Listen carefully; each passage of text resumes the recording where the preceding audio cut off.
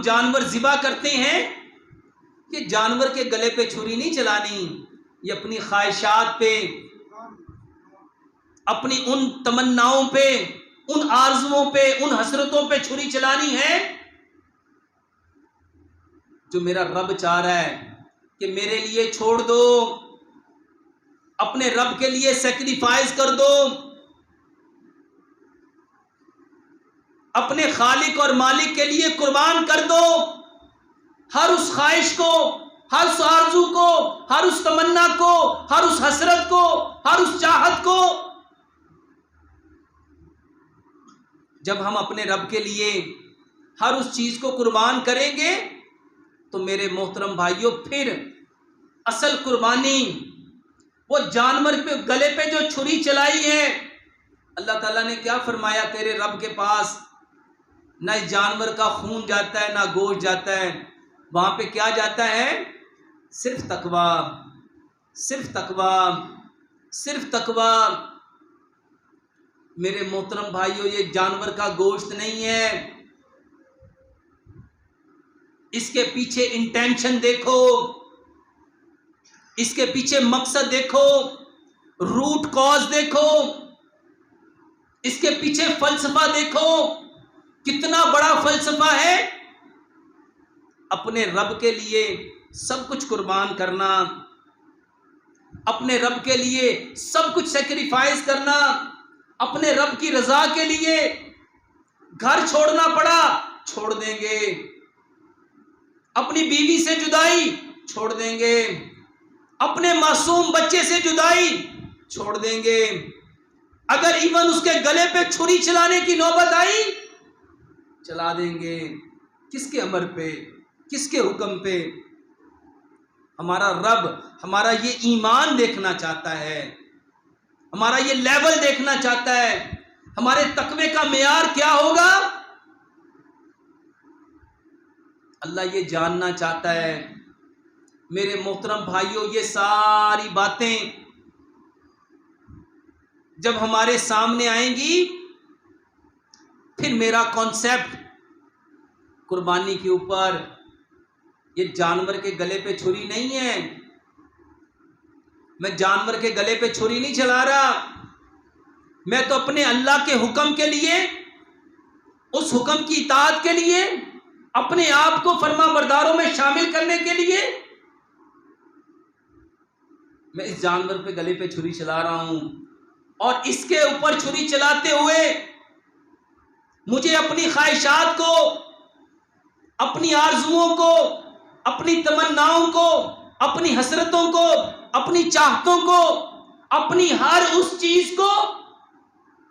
جس سے میرا رب مجھے منع کرتا ہے، مجھے چھوڑتے چلے جانا ہے، اور ہر اس بات کو اپنانا ہے، ہر اس چیز کو اپنانا ہے جس کو میرا رب چاہتا ہے۔ اس انٹینشن کے ساتھ، اس توجہ کے ساتھ، اس نیت اور ارادے کے ساتھ جب گلے کے اوپر چھری چلے گی اور یہ جانور ذبح ہوگا، تو میرے محترم بھائیو، اللہ تعالیٰ کے پاس نہ تو جانوروں کا خون جاتا ہے اور نہ ہی گوشت جاتا ہے۔ اب وہ گوشت ہمارے لیے کیا کیا نفع لے کے آیا؟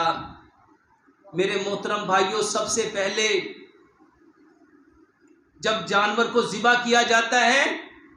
ہماری روح کو ایک دلی تسکین ملتی ہے، ایک قرار ملتا ہے، اور پیارے پیغمبر جناب محمد صلی اللہ علیہ وآلہ وسلم نے جو جانور ذبح کرنے والا ہے، جو قربانی کرنے والا ہے، اس کو حکم دیا خود اپنے ہاتھ سے اس کو ذبح کرو، تاکہ وہ ایموشنز، وہ فیلنگز، وہ احساس جب جانور کے گلے پہ چھری چلائی جاتی ہے، اس وقت انسان ریئلائز کرتا ہے، جب اس کے بدن سے روح نکل رہی ہوتی ہے، انسان اس وقت ریئلائز کرتا ہے، اس کو احساس ہوتا ہے اس جان کنی کی حالت کا، اس کیفیت کا۔ میرے محترم بھائیوں اور بہنوں، یہ جانور کے گلے پہ چھری نہیں ہے، یہ حقیقت میں اپنی ان ساری ساری خواہشات کے گلے پہ چھری چلا رہا ہوں جو مجھے میرے رب سے دور کرنے والی ہیں. اور اس کے بعد میرے محترم بھائیوں، یہ جو گوشت ہم کھاتے ہیں، اللہ اکبر، اس کے اندر اتنی مثالیں ہیں، اتنے فوائد ہیں. میرے محترم بھائیوں اور بہنوں، یہ جو قربانی ہے اور اس کا جو گوشت ہے، اس کے پیچھے فلسفہ،